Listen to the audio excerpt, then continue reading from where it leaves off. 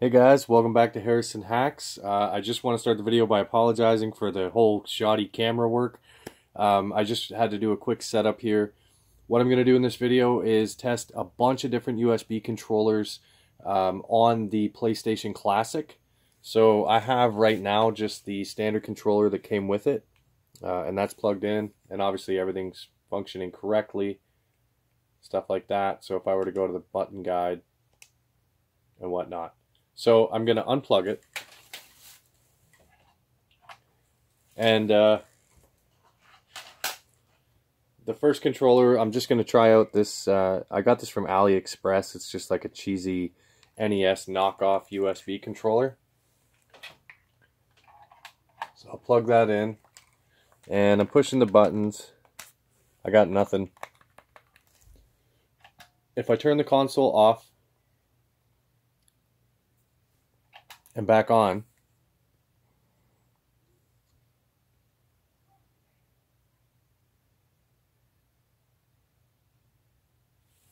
now I'll show you here if I can. I'll let that boot up. So the D-pad works, but I can't get into anything. So none of the buttons are working, but the D-pad does work. So it's a step in the right direction, I guess. If I unhook it, let's move up to some more buttons. This time is just a Data Frog, again from AliExpress, Super Nintendo style USB controller. So pressing all of the buttons gets me nowhere. And instead of me rebooting the console for this one, I guess I could real quick, it doesn't take that long. But I could tell you that the D-pad on this controller is the same. So the D-pad's going to work, but the buttons just won't do anything. And I'll show you that as soon as this boots up. So my D-pad again, working, buttons. I got nothing working for buttons. So I was like, oh, maybe I could get one button to work, but absolutely nothing working. So then I was like, okay, what else do I have with more buttons? So I tried, this is a Sega Saturn style USB controller. Again, I believe it's Data Frog, it doesn't say it, but it's from AliExpress. And I won't reboot because the D-pad will work, I'll just tell you guys that now. But look at all the buttons, and up here, I've got nothing. So again, if I rebooted the console, the D-pad will work, but I can't get anything to launch. The next controller I'm going to try, if I can get it here, I got the RetroLink USB N64 controller. It's actually a pretty solid controller too if you're emulating N64 on your PC. So again, pressing all the buttons, nothing. And for this one here, I'm going to show you. This one gave me a little hope for one that I'm going to show you in a few minutes.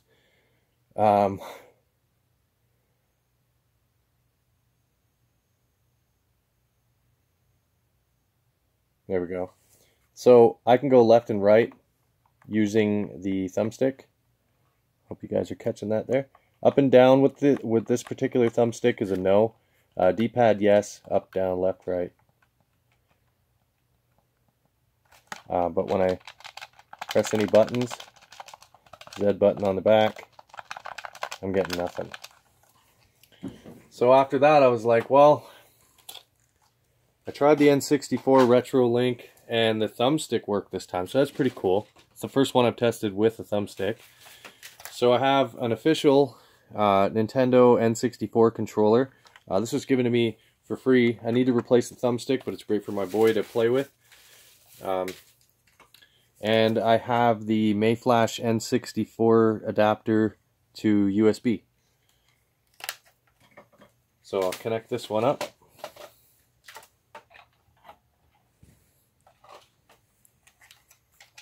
and I got nothing. So the only difference between this particular N64, which is the official one, and the retro link, and I hope this thumbstick's not too loose here, but when we're in the menu and I use the D-pad, perfectly fine. And with the thumbstick on this one, I can go up and down. So I was like, oh wow, that's a bit of progress. I mean, maybe this would work. And I've rebooted the console with each controller, just in the event that potentially booting the console with that controller already in, as opposed to adding it later when it's already on, would make any difference. It does not. So after that, I was like, okay, well, my son has the Afterglow Xbox 360 controller. So I was like, let's try that, because I know it works on PC perfectly. It works on the Xbox 360, obviously. So I plugged it in, and that was it. Nothing. No matter what button I push, I've got nothing. And I was really hopeful for this one. So I'll turn it off, turn it back on, and it flashes the lights. Now the lights should be on right now, and they're not. And when I press the light button on the back, so it's almost like there's not enough power coming from the controller port. See, it won't even recognize the actual Xbox controller right away. It just acts as though it's not plugged in. And I've tried wiggling it a bit, but to no avail. So the last controller I'm going to test is a genuine PlayStation 3 controller connected through USB.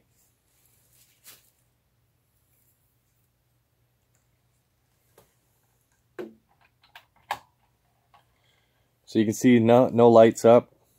So I can light it. I have to unplug it. It should go to player 1. Hopefully. Or if I plug it back in.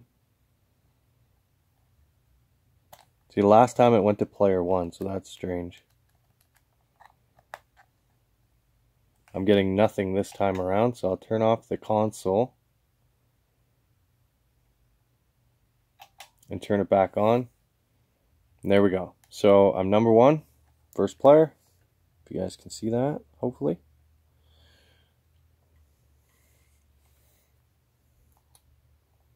And I was like, man, if this works, these are simplistic, right? We could play our games with the thumbstick. So I'm moving around with the thumbstick, up, down, left, right. The D-pad doesn't work, which is very strange. This is the only controller where the D-pad doesn't work, other than the 360, but that one doesn't work at all. And I press X to launch a game, triangle, circle, square, start, select. I even pressed the PlayStation button, LR. I got nothing. That was just me hitting that there. I click those like a button. I got nothing.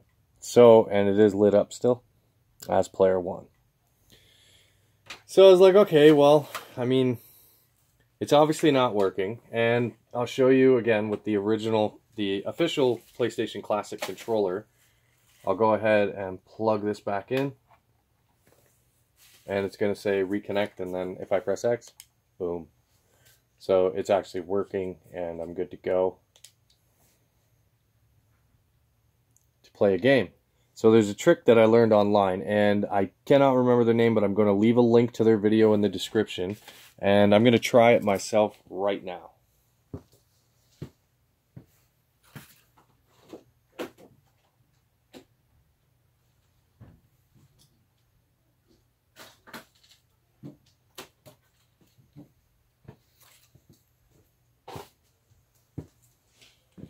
So I've got a USB keyboard here.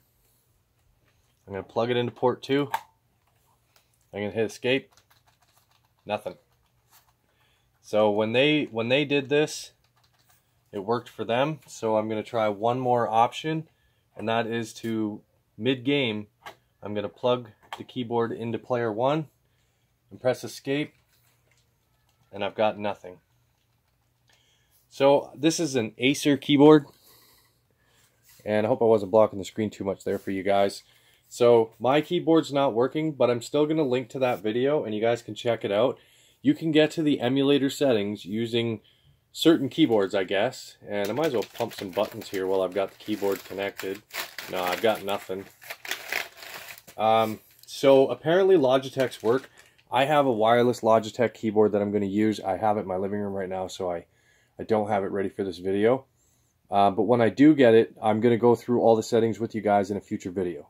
So make sure you check out the link in the description to their video. And I apologize that I couldn't remember the name. I just really wanted to get this video out there for you guys. So as usual, please hit that like button, subscribe to the channel, and most importantly, have a good day.